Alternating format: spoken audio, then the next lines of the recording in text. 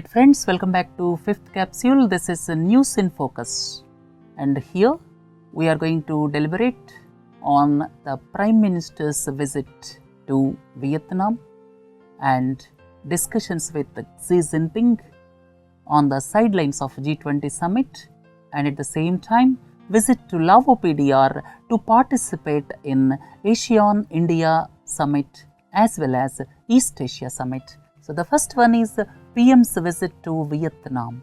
You may ask, where is Vietnam? Please look into this slide. Vietnam has got a long coastline with the South China Sea, and at the same time it has got land boundary with the 3 countries.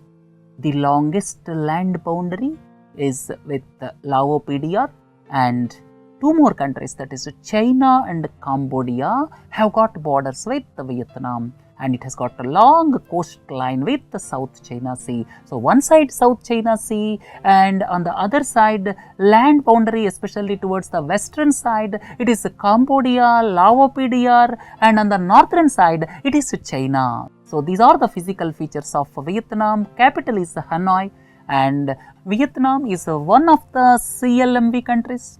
Not only that, it is one among the group of Asian countries. In fact, CLMV group is underdeveloped countries among Asian countries. And if you look at the important events, when the Prime Minister visited Vietnam, both the countries decided to elevate their relationship to comprehensive strategic partnership. And at present, Vietnam has got a comprehensive strategic partnership only with Russia and China, and India is the 3rd country to have comprehensive strategic partnership. Right?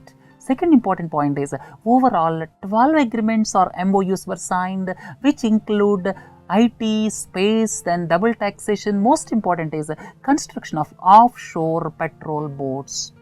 And 2 important points. One is, the Prime Minister announced a grant of $5 million for the establishment of a software park in the Telecommunications University in Nha Trang. Then second thing is, the Prime Minister also announced defense line of credit of $500 million for facilitating deeper defense cooperation. So these are the important aspects in view of Prime Minister's visit to Vietnam. Second one, that is the Prime Minister meets the President of China, Xi Jinping, on the sidelines of G20 Summit.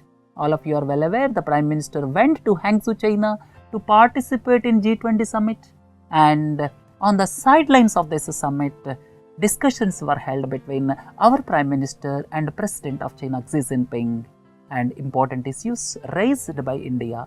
First and the foremost is, China-Pakistan economic corridor is passing through Pak-occupied Kashmir. Please look into this slide. This corridor passes through Pak-occupied Kashmir. And second important issue is, trade gap is widening. Our exports are just $9 billion, whereas Chinese exports, or you can say our imports from China, are $62 billion. There is a trade deficit of $53 billion, and it increased in comparison to 2014-15. The imports from China are growing and exports from India are reducing. Under these circumstances, trade deficit is increasing between India and China. And we are strong in ITES, information technology sector, pharmaceutical sector, but there are some problems with China, and to increase our exports, China has to solve the problems with regard to information technology, pharmaceuticals. Then third point is, China is to give their nod for India to become a member of Nuclear Suppliers Group. China is objecting for India's membership to Nuclear Suppliers Group. Then fourth one is, China's move on keeping technical hold with regard to blacklisting of Pakistan-based Jaish-e-Mohammed's chief Masood Azhar. So India wants for removal of this technical hold, and India wants early blacklisting of Pakistani-based terrorist Masood Azhar. Right? So these 4 issues were discussed when our Prime Minister met Xi Jinping on the sidelines of G20 Summit. Look at the next one, 14th Asean-India Summit. What is this Asean-India Summit? And if you have to understand this, you have to understand certain aspects. ASEAN is the group of 10 Southeast Asian nations. That is one point. And India's relationship with ASEAN. If you look at it, India is a dialogue partner with ASEAN since 1992. Other important aspect is ASEAN is a strategic partner for India since 2012. For the past 4 years, ASEAN is a strategic partner. Another important aspect is Asean-India Free Trade Area was created in July 2015.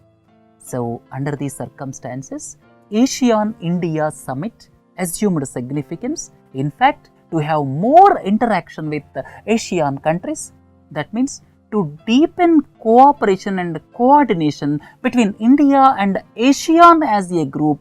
These summit level meetings were started long back, somewhere around 2002, and this is the 14th such summit meeting. So now the present summit meeting is 14th Asean-India Summit, right? So if you look at other important aspects, the trade between India and ASEAN is $65 billion in 2015-16, and it constitutes 10% of total trade with the world. As I have already told you, Asean-India Free Trade Area was created in July 2015, and now discussions are taking place to conclude RCEP agreement. You may ask, what is RCEP? RCEP is the Regional Comprehensive Economic Partnership. This is the grouping of 16 countries. These 16 countries include 10 ASEAN nations. In addition to 10 ASEAN nations, there are 6 other countries. They are India, China, Australia, New Zealand, and Korea, Japan. So these 16 countries will be RCEP countries. Now discussions are going on for concluding RCEP trade agreement. Then ASEAN is a strategic partner of India since 2012, and at present 30 dialogue mechanisms are going on with regular meetings. We have discussed what is the meaning of strategic relation when we discussed strategic and commercial dialogue with United States of America recently. Please view that capsule.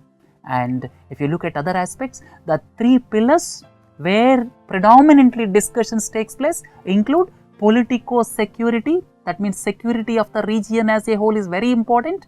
Second one is economic growth or economic relations, then socio-cultural cooperation, which include people-to-people contacts and cultural cooperation.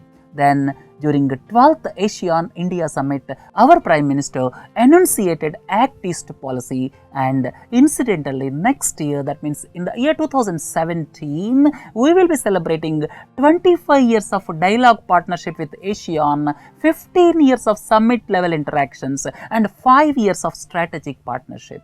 So next year 2017 will be special as far as Asean-India Summits are concerned. And look at the important aspects discussed. India appreciated ASEAN member states on the establishment of ASEAN community.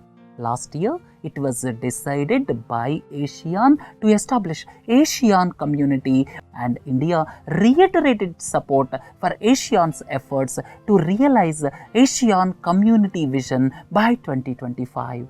And Prime Minister expressed deep concern at the rising export of terror, which is common security threat to the region. And at the same time, PM also stressed about growing radicalization through the ideology of hatred and spread of extreme violence and other security threats. And Asean-India document, which was adopted, aimed for politically cohesive, socially responsible and people-oriented Asean-India community. And finally, the document emphasized the importance of maintaining peace, security and stability, freedom of navigation and overflight above the South China Sea. So this is all about 14th Asean-India Summit. Look at the last one, that is 11th East Asia Summit. This was also held at Vientiane, Laos or otherwise Lao PDR. And if you look at this 11th East Asia Summit, this East Asia Summit mechanism was established since 2005. You may ask, what is the need for East Asia Summit? Basically, to have wider engagement with the Asia Pacific region. Basically, to discuss the issues of common interest in Asia Pacific region. And you may ask, what are the countries? Please look into this slide. There are 18 countries. Out of 18 countries, Asian countries 10, then 8 countries. Out of 8 countries, United States of America and Russian Federation, then Korea, Japan, then China, India, then Australia, New Zealand. These 18 countries are part of East Asia Summit, and for the first time it was held in 2005, and basically to further the objectives of regional peace, security and prosperity in Asia Pacific region. And if you look at the salient features, the Prime Minister said there is one country in our neighborhood whose competitive advantage rests solely in producing and exporting terrorism. This is one aspect our Prime Minister emphasized to the East Asia Summit, and the leaders at East Asia Summit emphasized the importance of advancing the nuclear disarmament, non-proliferation and peaceful uses of nuclear energy.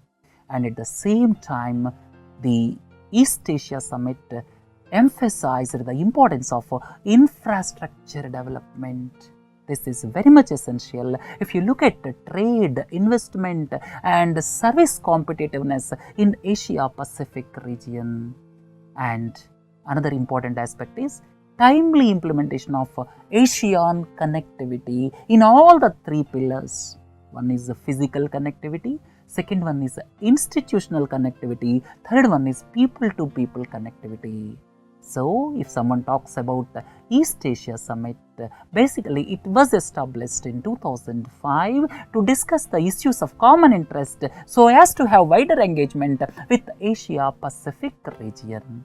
Right friends, in the News in Focus, we discussed about Prime Minister's engagements with various leaders.